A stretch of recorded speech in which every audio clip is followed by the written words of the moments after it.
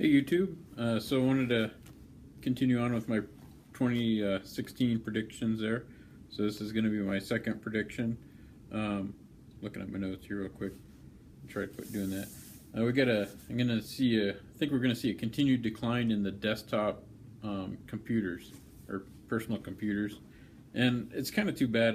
I missed this. I really like desktop computers. The profit margins. Well, they might still be high. It's hard to tell because I'm seeing things like if you look around, I actually have a website up somewhere that's running off a Raspberry Pi, and I think that was like a 35, maybe we'll just say $40 computer. You had to buy a couple little extra things for it, but not very much. Like an SD card and things like that. But you tend to start accumulating that kind of stuff over time. It's kind of like a keyboard. Sometimes you have USB keyboards just laying around if you're into technology or into computers, you end up with extra stuff. And a power supply, you had to buy the power supply separate from that. But you're looking at $40, and it's like the equivalent. Well, I remember back in, that must have been like in the 90s. I think I paid $2,500 for a computer that probably doesn't have the capabilities that $35 to $45 Raspberry Pi has. It's basically a computer on a small circuit board. It's about the size of a deck of cards. And so I look at that, and that's where computer desktops are probably going to end up if we get to keep them as desktops at all. And I was going to initially say that the price margin, it's always been pretty tight in the computer industry.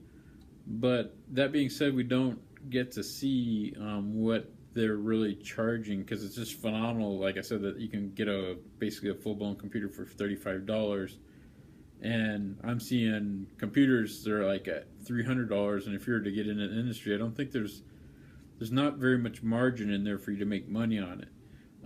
So it's really hard for somebody to go out and open a mom and pop shop and just start selling computers, because the margin is so thin. You can just go down to Walmart and pick up a computer. It's not that good of a computer, but it is a name brand computer, like from Hewlett Packard or Dell or something like that, or Acer, and they're about $300. So it's really hard to compete with that. Not that you couldn't build a better one and compete on service and stuff like that, but it's just, like I said, the margins are really thin, and the cell phones are becoming so powerful, and the tablets, even laptops are kind of getting a hit. And my fear is that, if the money's not there, they might just stop making desktop computers, and I think that's going to happen. I can see like people watch my YouTube videos, only like 30% of them are desktop computer users. I love a desktop computer, but they're not mobile, and that might be because of the type of videos I do. I do a lot of repair videos, so it's real convenient to have a cell phone there while you're under your car trying to figure out where spark plug number 1 is at.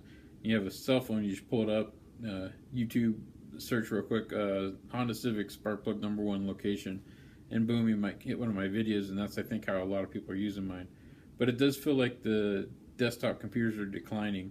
And again, I hope that doesn't happen, because I really don't I like for like gaming, which I don't do a lot of gaming anymore, but for games I like using a full-blown desktop computer more than a laptop, or definitely a cell phone.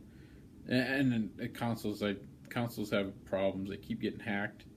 And then when I say hacked, I'm talking about the service providers. Like Microsoft gets hacked all the time, and they don't do anything about it. So you're playing, and I don't know if it's I think they're just providing the platform, and like you'll have a really fun game, I don't know, Call of Duty or something. I'm just picking that out of there, and you're going along, you're liking it. And I love multiplayer games, and once it's been hacked, everybody's just running around doing crazy stuff in the game, and the game gets it's like cheating at cards, in my opinion. I don't understand why people cheat at video games, but tons of people do it.